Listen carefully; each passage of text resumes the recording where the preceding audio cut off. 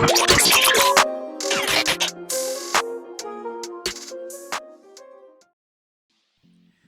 everyone and welcome to episode 8 of YWP Photo Editing Tutorials. This episode is a little bit different because all the episodes up until this far has been using Lightroom CC, which is the desktop version. But today we thought, why not give you guys a little bit of an introduction to Lightroom on mobile, which is a little bit different. And I actually prefer editing on mobile as it's just really efficient and very easy to use, and it has 95% of the features that are on Lightroom CC. I think, if I'm not mistaken, there's just one or two things, and the calibration is missing, the calibration sliders, but that's not too much of a big deal. So yeah, let's get into it, guys. We'll go from left to right. All these features, I'll show you guys how to use them, and then I'll go through these top things as well at the end. So masking.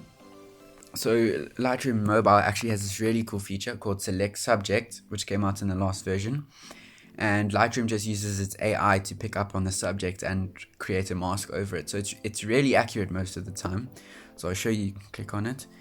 And then you see here it came up with this. It's very quick, and so you're not going to have to select things and erase and do all of that.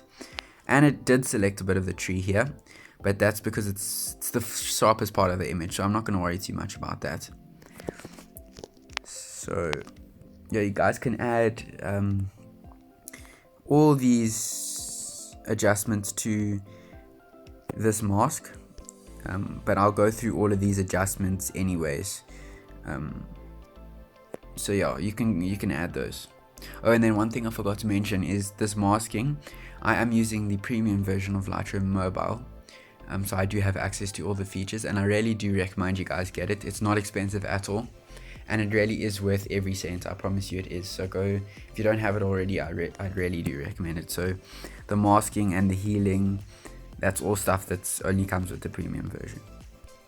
Then your other masks, same as Lightroom CC, you've got your linear gradient, your radial gradient. Just scroll down there. Okay, so we've got that.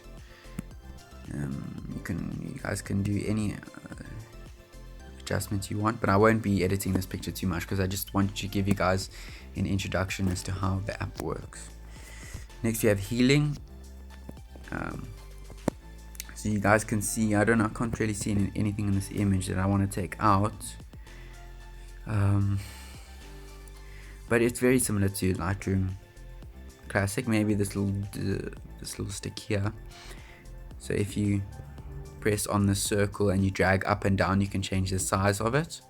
So this one will need a pretty small, and then there, brush over that. And then what you can do is change the feather. So how much of a gradient there is between the outside and the inside.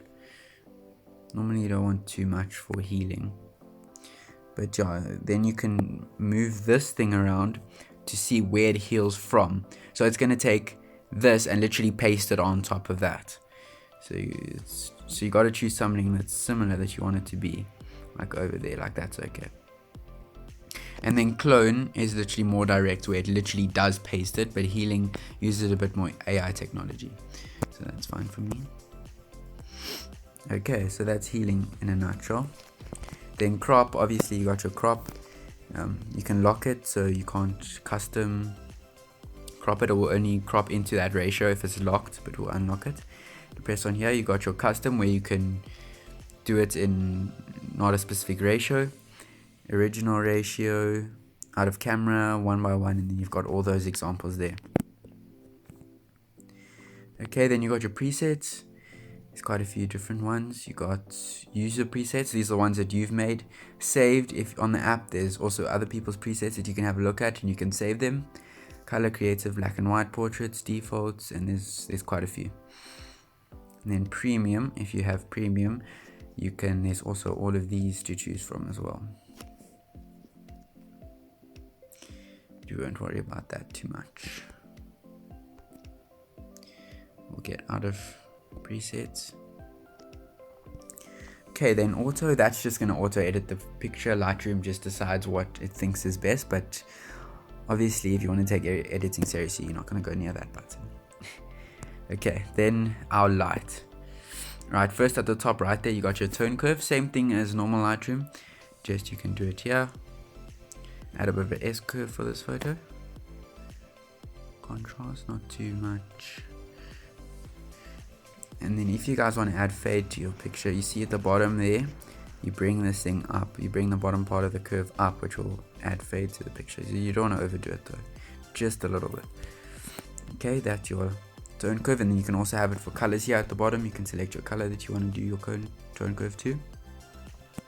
Then you got all your normal light adjustments, contrast, highlights, shadows, whites and blacks. And then if you guys want to like reverse a slider, you just double tap on it and it will revert to 0. So I just want to lighten this picture a little bit. Okay, and then color, just black and white, straight into black and white with that button. Then you got your grading, same as Lightroom Classic. This is your whole image. Actually, sorry, this is your shadows. Here's your midtones, and there's your highlights. You can add your colors to. Also double tap to revert, and then that's your global. So that's your whole picture. Okay, and then you got your color mixer. Also same, everything's the same as Lightroom Classic, just on mobile. So yeah, you can change the hue of the color.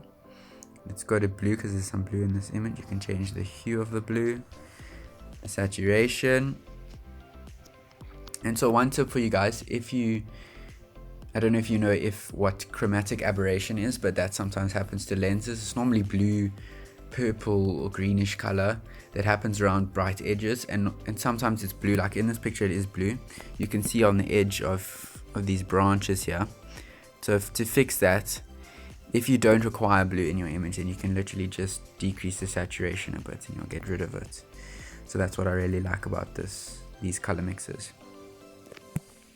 Then obviously you got your temperature. You can change the temperature, tint, vibrance, and then your saturation as well.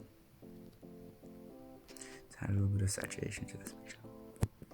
Okay, so that's the color. Then you got your effects. Obviously your normal texture, clarity. Dehaze is really good for cloudy situations and when your image is flat. And then obviously your vignettes as well.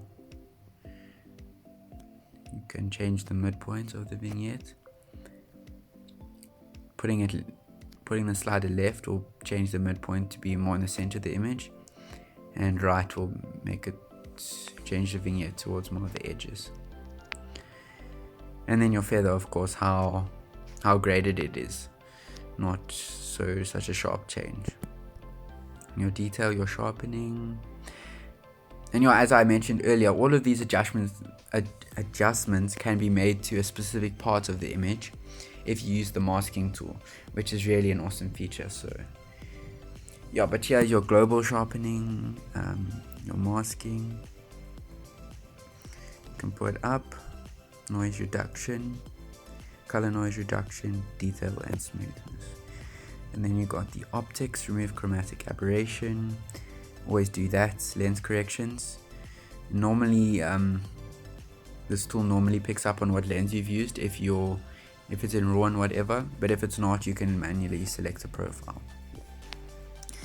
And then geometry, there's quite a few things here where you can distort the image, etc, etc. I won't go too much into that, but if your image isn't straight, go down to the rotate tool and you can literally rotate the image, and then you'll see it comes up with this white as you're rotating the image. And then if you want to get rid of that, just go to the top here and click on constrain crop. It will undo that and revert this to 0. And then your profiles, got your different color profiles that you can choose from. We're just on Adobe Color, standard one. Previous, that's your previous edit, you can revert. And then versions, this is also a cool tool of Lightroom Mobile.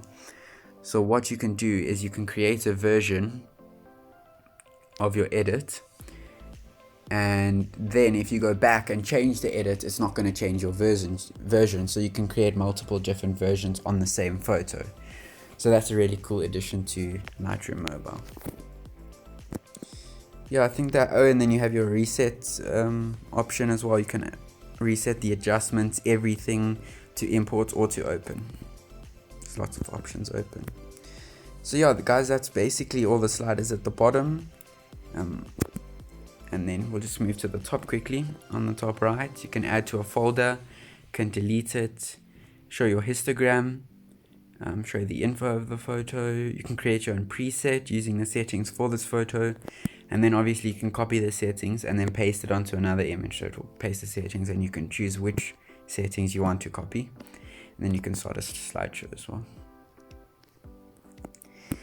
Okay, and then your different modes. You got your edit mode, your info. We can see all the info of the photo. Rate and view activity, we won't go there, you don't really need that. Okay, and then your exports. So you can share to, there will be different apps, etc. You can save to your device where it just does it automatically with its own settings. You can get a link, invite people, share to discover. But what you normally want to do is go to the bottom and press on export as.